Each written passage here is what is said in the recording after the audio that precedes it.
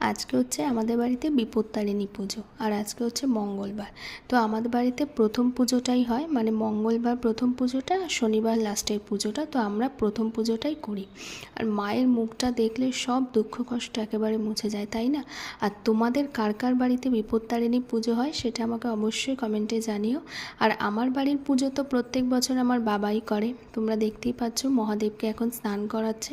আর মহাদেবকে স্নান করার ভিডিওর অল্প একটু ক্লিপ আমি শ্যুট করলাম, কারণ বাবার পাশে আমি সবসময় বসতেই পারিনি। আমি একেবারে সিঁড়ি দিয়ে ওপরে চলে এসেছি, ওপর থেকে আমি একেবারে দেখছি, কারণ বাড়িতে প্রচুর লোকজন ভরে গেছে। আর আমি যদি বাবার পাশে বসে থাকি তাহলে তো পেছনে যারা আছে লোক, তারা তো কেউই পুজো দেখতে পারবে না, এই জন্য আমি ওখান থেকে বেরিয়ে গেছি। আর এই বিপত্তারিণী পুজোর ধাগা পড়তে তো আমার সব থেকে বেশি ভালো লাগে। আর পুজোর পর এই সাবু মাখা প্রসাদ খেতে কার কার ভালো লাগে সেটা আমাকে অবশ্যই জানিও। আমার তো দারুণ লাগে।